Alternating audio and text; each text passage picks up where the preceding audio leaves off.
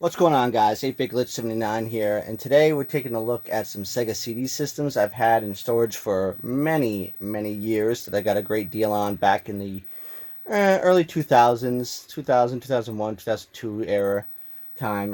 One is a Model 1, and there's two Model 2s. The Model 2s have boxes, both not in the greatest shape of boxes, one worse than the other, but as you can see here, with the Model 1 we're going to start with, when we turn it on, the Genesis, you see the flash on the screen, but you see no lights here. Nothing's happening with the Sega CD. And I do have the proper AC adapters plugged in to each. That's something you want to be sure of, that you're using the correct AC adapters. There's different AC adapters for this Genesis systems, the Model 1, 2, and 3. There's different polarities that you need to use. And the Sega CD can use a couple of variations of the different ones. I'm not going to cover that, so to speak, in detail here, but I will have a link down below in the description to a great website that shows you each adapter and which systems they can use, and it even has links to go buy the adapters, brand new adapters by third parties that are made today. So with that, what we're going to do is we're going to take a look at the Sega CD systems, see if we can get them working again, and yeah, let's see how we do.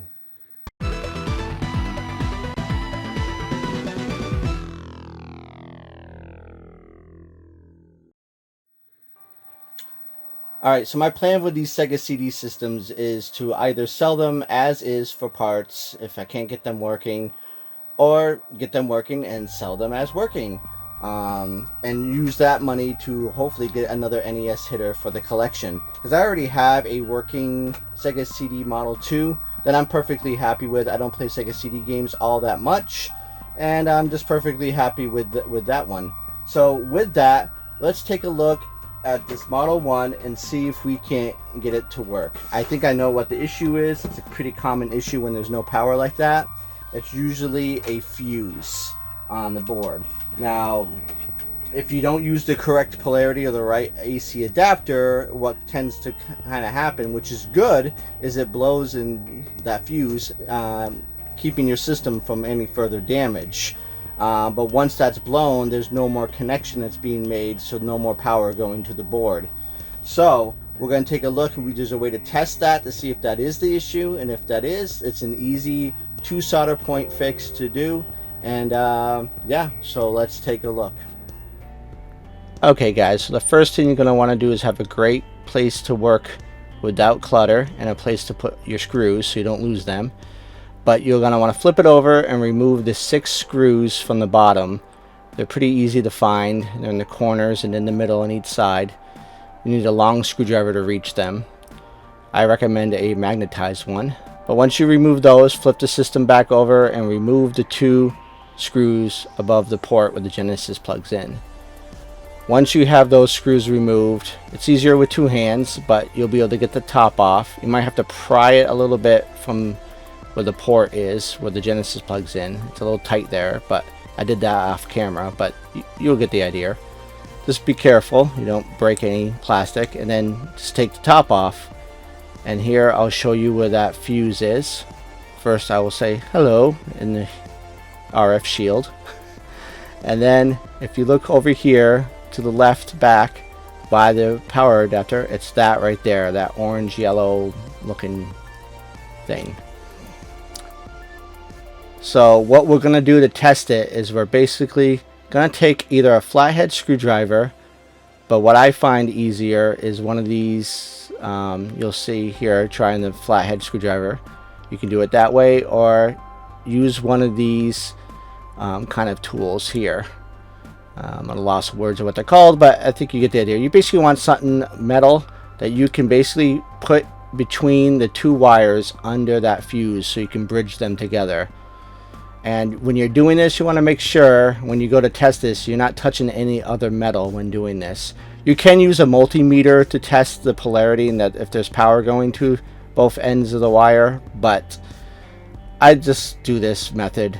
It's just quicker. I like to see it come up on the screen. So you're going to do something like that.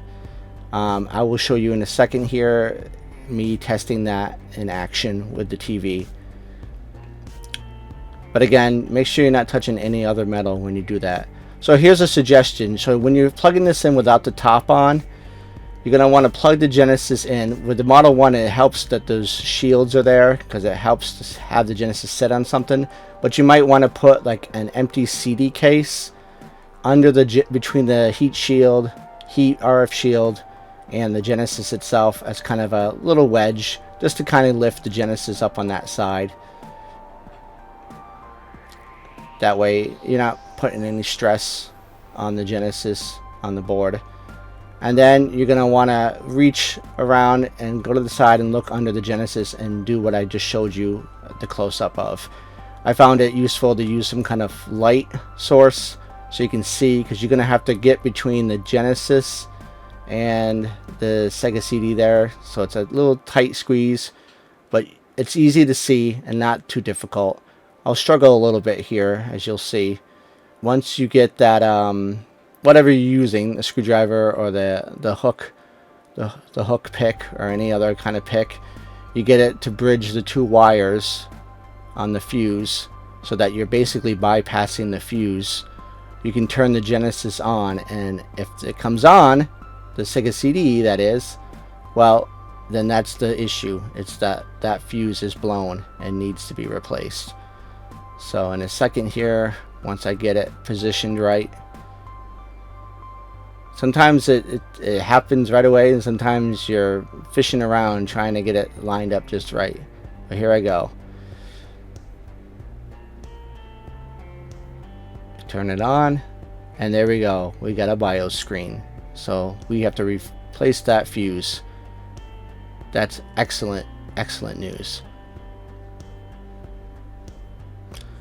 So here you're just going to want to, you can try to attempt this with the board still in the system. I eventually just take it out, and I lost the footage for that, so my apologies.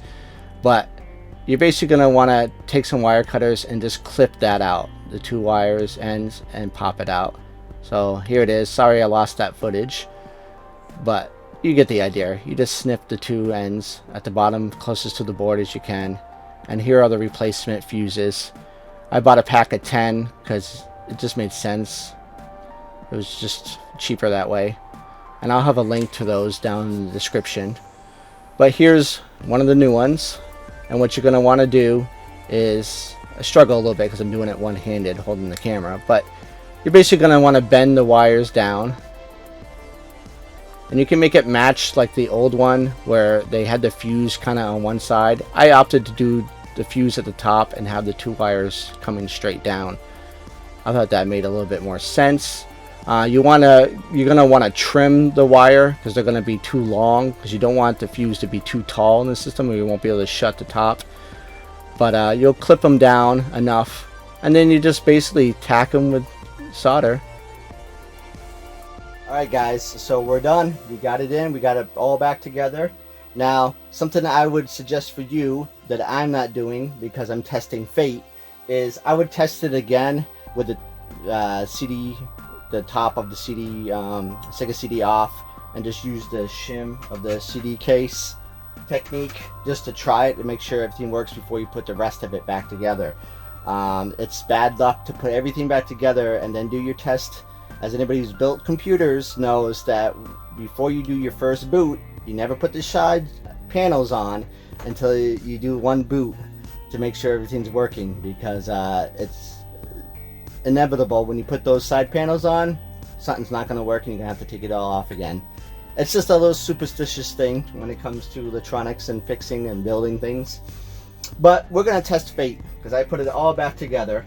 So we got it here hooked up, as you can see. Oh, no tricks. It's all hooked up fine. Let me see if I can't bend this down a little bit so you can see. There we go. And we're going to use this loose copy of Road Avenger I got from Retro Game Treasure as our test game. But first, let's see if she boots up. Little disclaimer, it's a different Genesis I'm using this time. I forgot the other one that I was using, the reset button, it doesn't work. I got to fix it. It's stuck. You can't press it to do anything.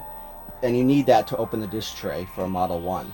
So I had to switch it out to my regular, my daily, let's call it Genesis. So only difference this time, but that doesn't make a difference as far as how the CD player works. So let's turn it on and see if we even get a boot and a BIOS. We got lights. We got a BIOS without any trickery. That means the fuse is working. Yes! So now the test is, can it read games? We got the power issue fixed. Now, let's see if it can read discs. So you have to hit reset to open the disc tray. Alright, disc tray is working. We'll put the disc in. And then you hit start on the controller. Close the drive. Press start to start the game. Oh yeah, that's what we like to see.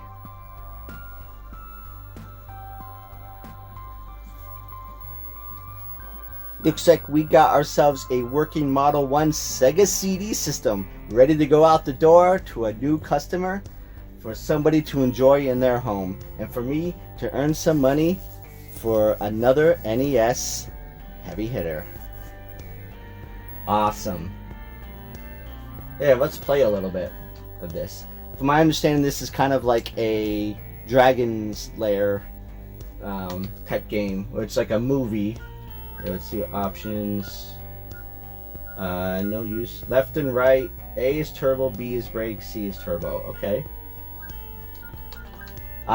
Where it's just a prompt on the screen to move the show, the cartoon, the movie, whatever you want to call it, along.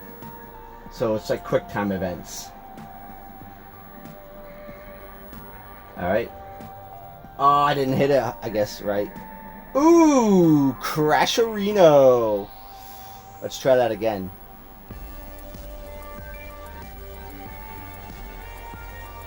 Okay, I gotta hold it, I guess. Oh, come on! Whoa! Alright. What's gonna do now? Brake! E. Okay. Ooh. Is that supposed to happen? Oh. Oh. Oh my god. Oh, turbo. A. Brake! Oh my god. What's going on?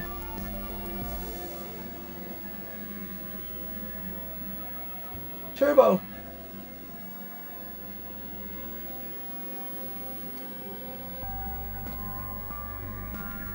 Woo! Whoa. Spinning out of control here.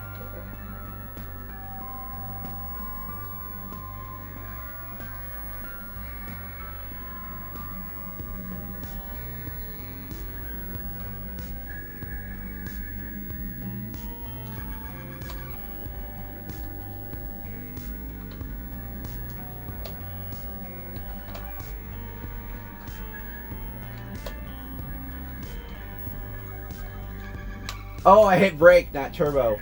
Ah, oh well, you guys get the idea.